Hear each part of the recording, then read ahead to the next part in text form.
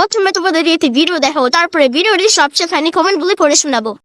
যে জামাগুলো আমি কোনোদিনও পরিনি সেই জামাগুলোই আজকে আমার কিনতে হলো। একটা জায়গায় আমরা সবাই মিলে ঘুরতে যাব। আমার যা আর আমার মেয়ের কথা, ওখানে শাড়ি পরে মা ঘুরতেই যাওয়া যাবে না। ওখানে যদি আমাকে ঘুরতে যেতে হয় তাহলে নাকি এই ড্রেসগুলোই পরতে হবে। আমার ছেলে মেয়ে যখন ছোট ছিল তখনই এই জামাগুলো একবার পরেছিলাম, আবার এখনই দেখো এই জামাগুলোই আমাকে কিনতে হলো। তাই দেরি না করে আমি সবার জন্য কেনাকাটা করে নিয়ে আসলাম। যেহেতু আমি এখন ভিডিও করছি তাই তোমাদেরকে সবকিছুই দেখাবো। মাঝে মাঝেই সুমি আমাকে বলে ঘুরতে যেতে, কিন্তু সেই ভেবে আর সময় হয়ে ওঠে না। আমার ছেলে তো কোথাও যেতে চায় না। অনেক বলে কয়ে ছেলেকে রাজি করিয়েছি শুধুমাত্র ঘুরতে যাওয়ার জন্য। জানি না ছেলে লাস্ট পর্যন্ত কি করবে। যখন আমার ছেলে মেয়ে ছোট ছিল তখন ভাবতাম ছেলে মেয়ে বড় হয়ে গেলেই ঘুরতে যেতে পারবো, কিন্তু এখন ছেলে মেয়ে বড় হয়ে যাওয়ার পরেও কত সমস্যা দেখা যায়। আমার ছোটদা থাকে দিল্লিতে। এবার তোমরাই বলো আমি কি ছোটদার কাছে যাব না অন্য কোথাও ঘুরতে যাব? কোথায় যাব, কি কি করব সেটা দেখাবো তোমাদের পরের ভিডিওতে। এত কিছু কেনাকাটা করেছি, এর মধ্যে সুমির কোনো জামাই নেই, কারণ আমার সুমি সবকিছু কেনাকাটা করে অনলাইন থেকে। আমি কি কি কেনাকাটা করলাম সেগুলো সবকিছুই তোমাদেরকে দেখালাম। এবার তোমরাই বলো আমার এই কেনাকাটাগুলো কেমন লাগলো তোমাদের কাছে। আমি বাজারে যখন কেনাকাটা করতে যাব ঠিক তখনই আমার দেওরের ছেলে এসে বলল আমাকে যে আম্মা তুমি আমার জন্য অনেক খাবার নিয়ে আসবে। এই ভিডিওটা তোমাদের কাছে কেমন লাগলো সেটা কিন্তু অবশ্যই জানিও,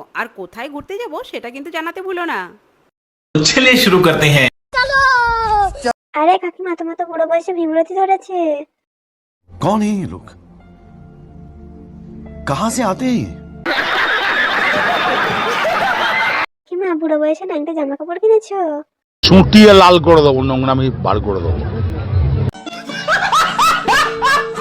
বুড়ো বেটিকে শখ কত?